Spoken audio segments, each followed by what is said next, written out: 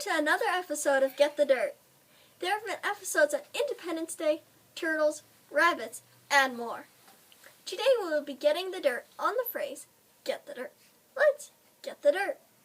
Journalists are people who write nonfiction or true stories or articles for newspapers and magazines. Some journalists also write blogs and books. When a journalist wants to find out about something, they say that they're going to go get the dirt on it. Today, we will be getting the dirt on journalists, too. Let's get the dirt on some famous journalists throughout history.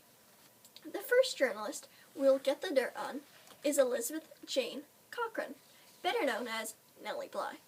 Nellie Bly was born in 1864 in Pennsylvania. Throughout her life, Nellie Bly was known by 6 different names. Some of these names were her legal names, such as her birth name, Elizabeth Jane Cochran, and her married name, Elizabeth Cochran Seaman. Other names that she were known by were her pen names. What is a pen name?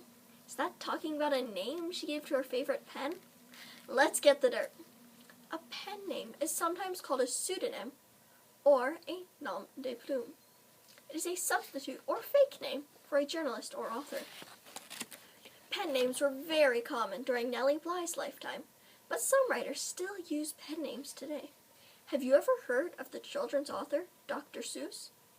Did you know that Dr. Seuss's real name was actually Theodore Seuss Geisel? Dr. Seuss is a famous example of a pen name. If you like to write, you can choose a pen name for yourself. Think of different things you like to do, your middle name, or variations on your name, or your favorite animals or plants. For example, if you like lilies and are also on a swim team, your nom de plume could be Lily Swimmer. If your middle name is Cooper and you like oak trees, your pen name could be Cooper Oak. Nellie Bly was a special kind of journalist called a muckraker. What is a muckraker? Let's get the dirt. Muckrakers are journalists who expose or tell the world about some form of corruption or bad things happening. Often a muckraker will expose a big business doing something unsafely or unethically. As a muckraker, Nellie Bly exposed many different things. One of the things she exposed was insane asylums. What is an insane asylum? Let's get the dirt. In the 1800s, an insane asylum was a name for a psychiatric hospital. Unfortunately, at some of these asylums, the patients were mistreated, and even some sane or mentally stable people were placed in these asylums. Nellie Bly was asked if she would go undercover at Blackwell's Island, one of the largest and most notorious, or known for being awful, psychiatric hospitals for women in New York.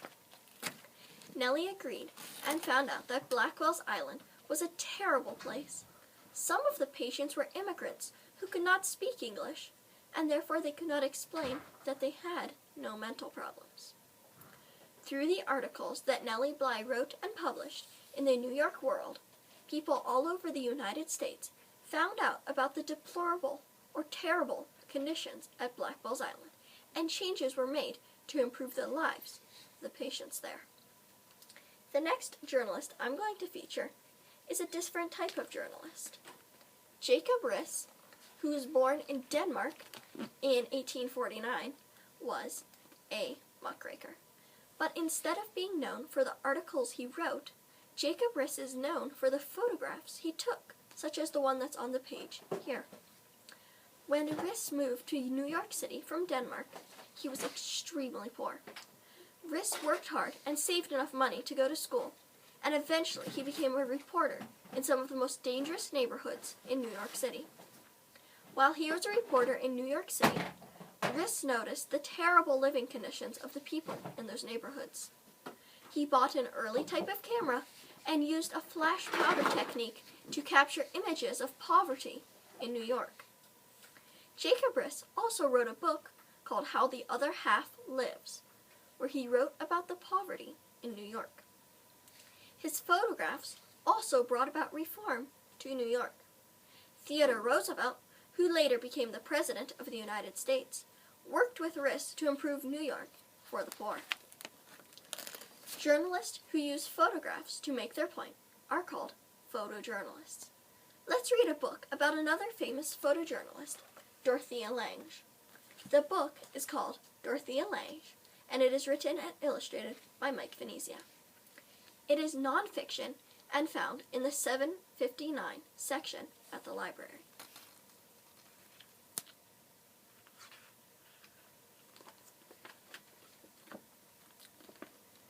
Dorothea Lange was born in 1895 in Hoboken, New Jersey. She lived during one of the unhappiest times in American history, the Great Depression. Dorothea's photographs from that period are some of the best known and most powerful pictures of the 20th century. The Great Depression began in 1929 and lasted for more than 10 years. No one had any idea that it was coming or how it would change their lives.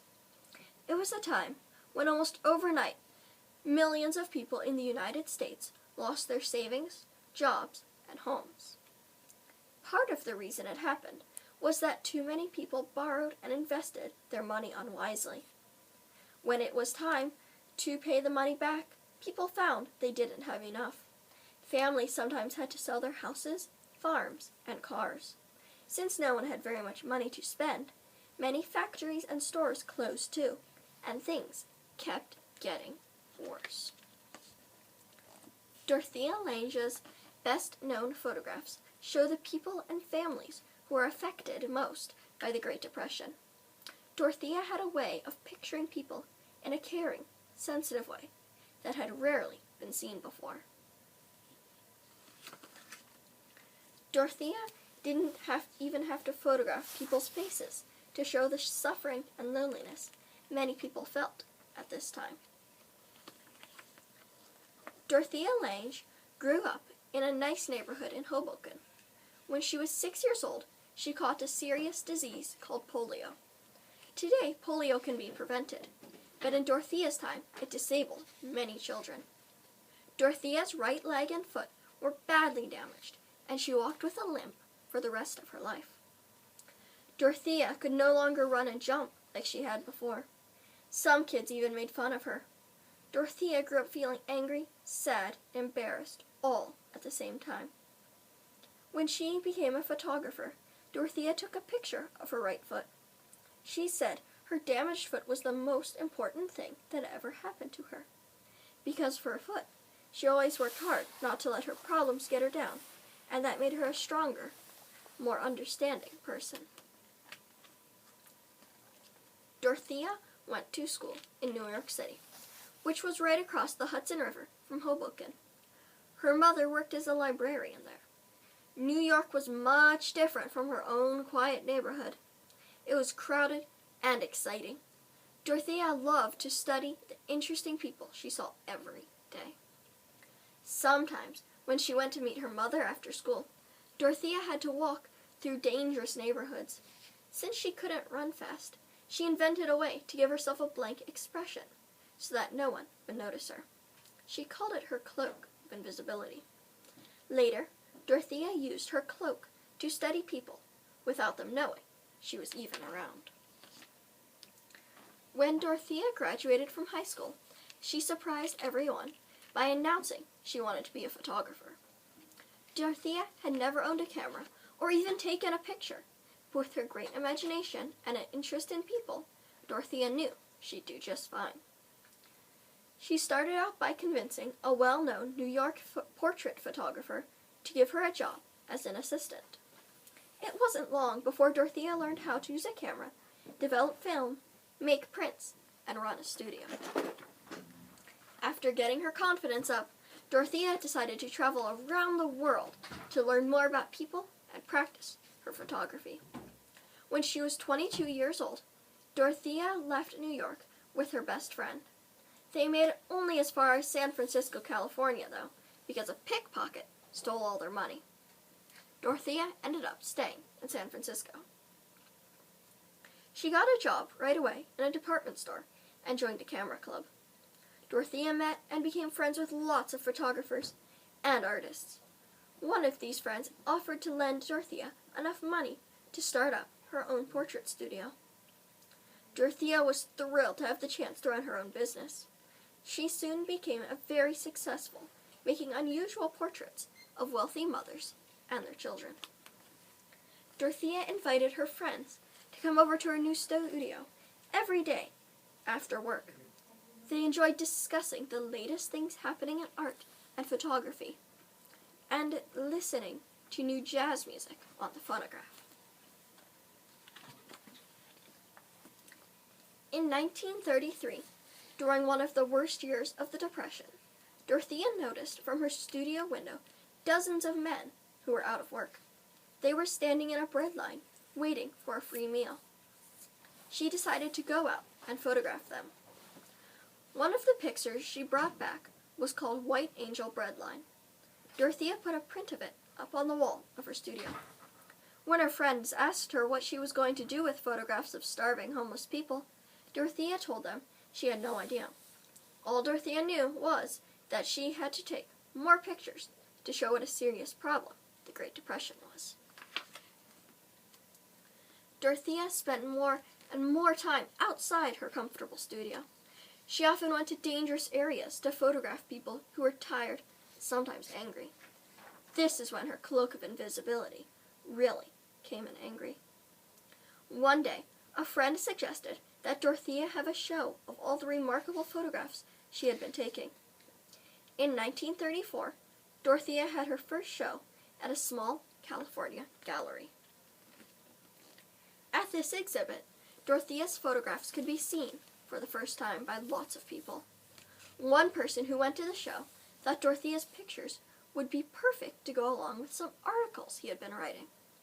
Paul Taylor was a college professor who was studying the problems people were having because of the Great Depression. Paul asked Dorothea if he could use one of her photographs for a government report he was writing. He then asked her if she would go along and work with him. Dorothea agreed. She couldn't wait to begin using her skills to help record the Great Depression. Dorothea and Paul made a great team. They worked hard gathering information from many of the thousands of migrant families who arrived in California every day. Most migrants were ordinary people who had lost their farms and homes. They traveled all over the country, hoping to get jobs picking fruit, vegetables, or cotton. They were so poor that often they had to live in old tents or cardboard boxes without heat, running water, or much food. Dorothea took a picture of the migrant mother below. In it, you can almost feel how worried the mother was about her children's future and where they would get their next meal.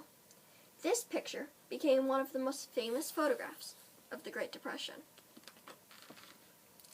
Dorothea and Paul sent the reports to Washington, D.C. This information was used by the United States government to convince more fortunate Americans that migrant families needed help. Dorothea Lange married Paul Taylor in 1935. She lived to be 70 years old and spent most of the rest of her life traveling around the country with Paul, photographing people in America who were very poor and who were treated unfairly. Dorothea wanted to make sure no one would forget about them. One of Dorothea's favorite cameras was a big, clunky one called a Graflex.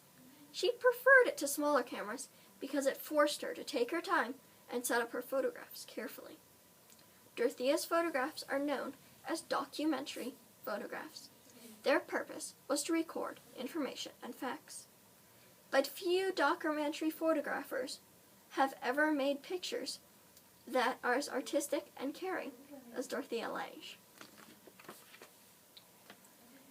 The next journalist we'll get the dirt on today is Ida B.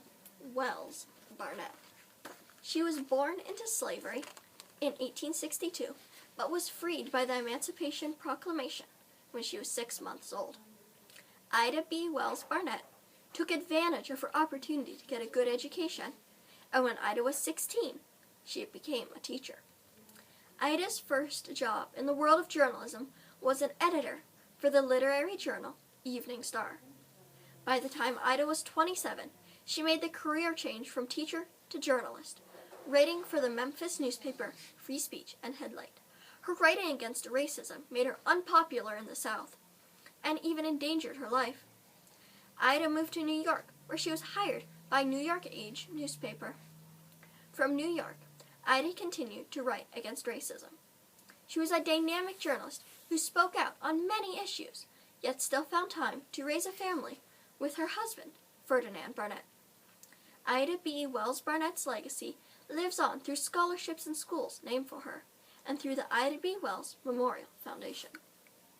You can get the dirt on Nellie Bly, Jacob Riis, and Ida B. Wells Barnett in the book Nellie Bly, An Investigative Journalism for Kids, written by Ellen Mahoney. You can get the dirt on more about journalism in the 070 section of your local library. When journalists get the dirt, they have to make sure that their source is accurate. Here's a book about a time when the editors of the Enquirer and Mirror printed a news story that wasn't true. The book is called The Nantucket Sea Monster. It is written by Darcy Pattison and illustrated by Peter Willis. The book is nonfiction and is found in the 363 section of the library.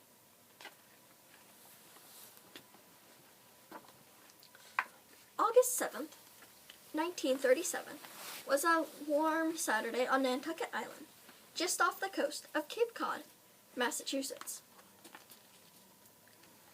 Across the island, people opened the weekly edition of the Enquirer and Mirror newspaper and spread it out. There, in the middle of the front page, was a startling headline. A sea monster. Bill Manville says he saw one off Nantucket. Insists he was not dreaming. Hopes it appears again to verify the story. People read the incredible story from fisherman Bill Manville. On Wednesday, August 1st, he'd been out in his boat looking for bluefish, as it was about the time they showed up. After hours with no luck, he discovered the reason for the missing fish. He saw a terrible-looking head rise 15 to 20 feet above the water. It wasn't a whale, he insisted. I saw the thing with my own eyes about 9:30 this morning. The newspaper story ended.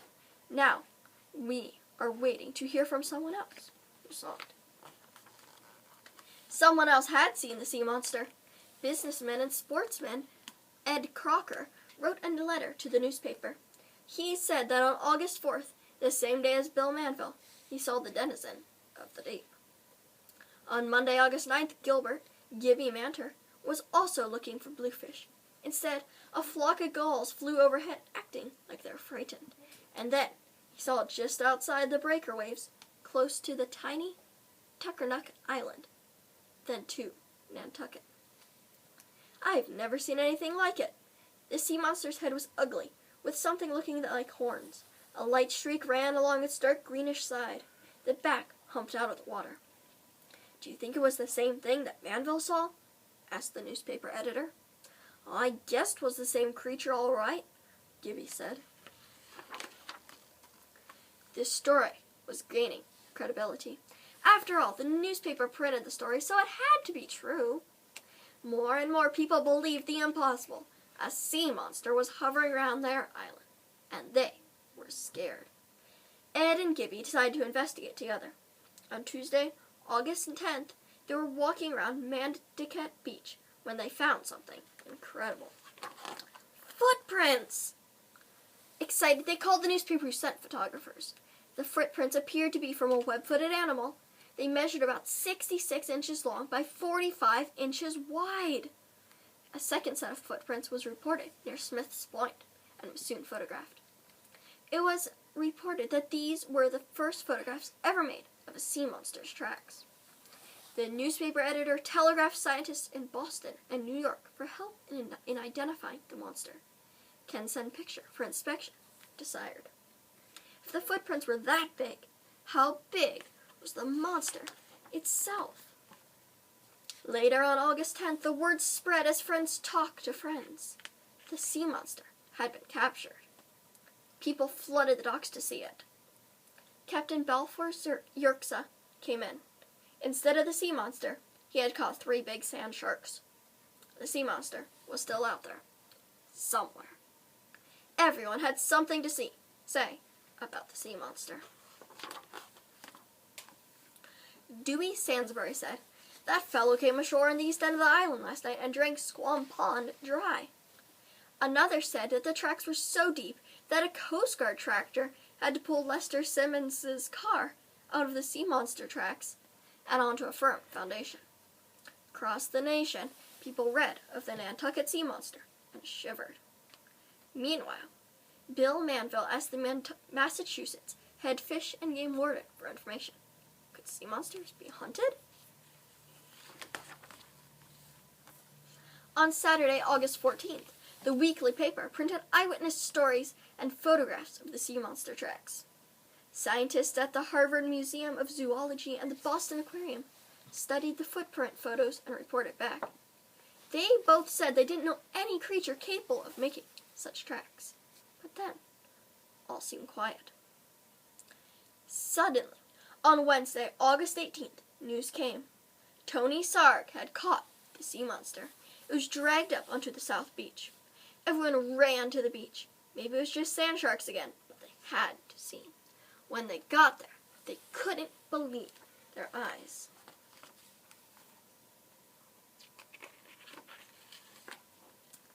The monster was a huge rubber balloon. It was made by Tony Sarg, the famous puppeteer and owner of the local curiosity shop. Since 1928, he had designed the massive balloons that flew over the Macy's Thanksgiving Day Parade. The 135-foot sea monster was one of Sarg's balloons. The whole thing had been a big publicity stunt. The August 21st issue of the Enquirer and Mirror explained the elaborate hoax. Sarg, along with Macy's officials, decided to put on a publicity stunt. They would float the balloon along a beach and create a stir. They talked with the newspaper's editors and other newsmen on the island and off the island. All the newsmen agreed to go along. Perth News, which created newsreels, sent cameramen on August 16th to film the sea monster. The newspaper said, "As a result, Nantucket was mentioned in favorable news stories from Cape Cod to California. The actual cash value of the space attained is difficult to estimate, but will run into many thousands of dollars." R.H. Macy and Company of New York City, the newspaper said, did not attempt to commercialize or make money from the event. They were only mentioned because Mr. Sarg had created their balloons. The newspaper story concluded, "To this date, no one has reported suffering from the results of this publicity stunt." The Nantucket Sea Monster flew in the 1937 Macy's Thanksgiving Day Parade and was seen by millions. Journalists also have to make sure that what they are writing are facts and not just their own opinion. Let's get the dirt on the difference between fact and opinion in the book Learning About Fact and Opinion by Martha E.H. Rustad. This nonfiction book is found in the 302 section of the library.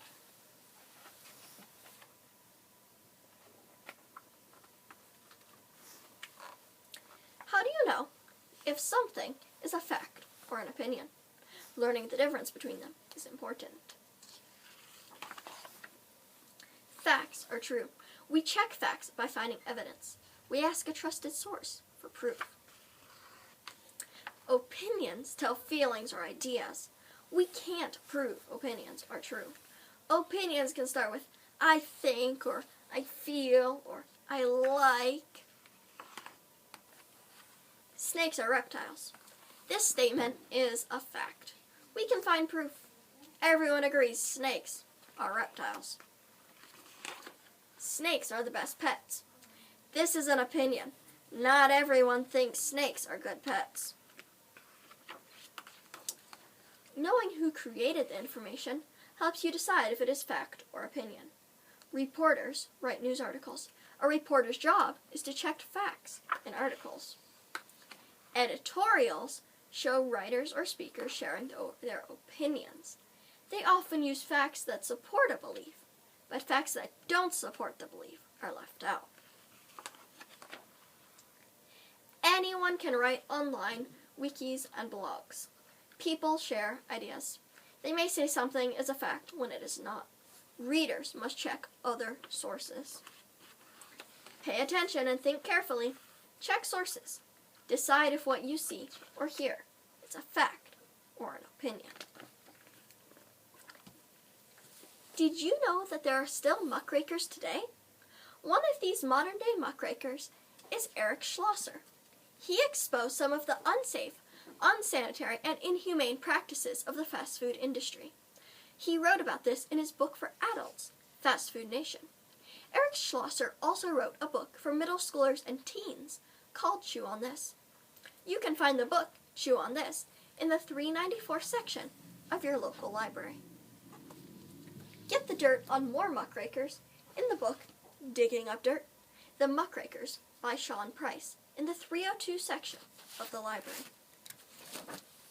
Another journalist who has written nonfiction graphic novels for young readers is Don Brown.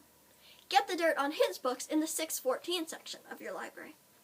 Since he's writing from a journalistic point of view, his historical graphic novels have a unique perspective.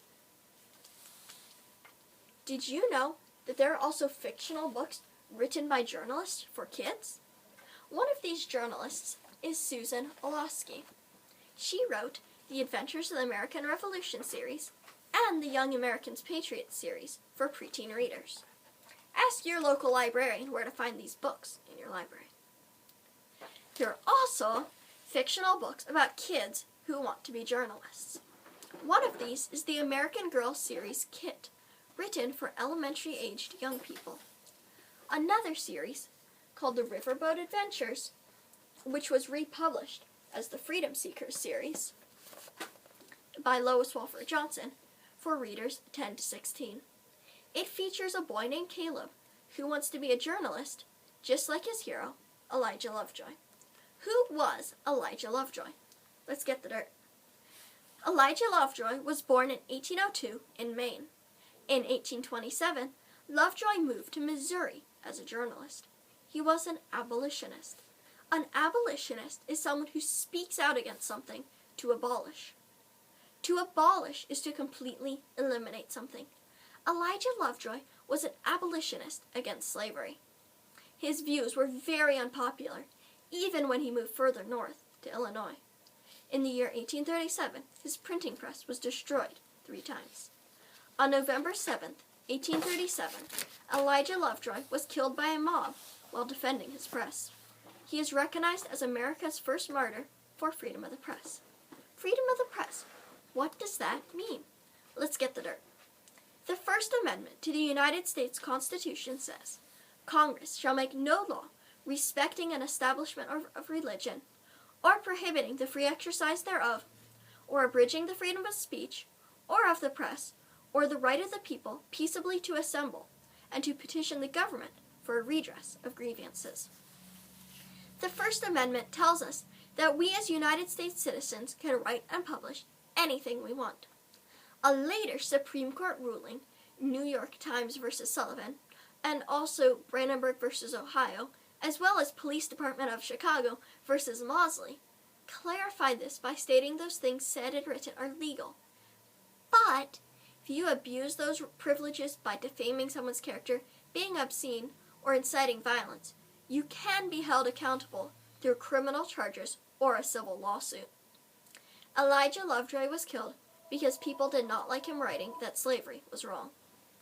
There are many, many opportunities as a writer, journalist, or photojournalist.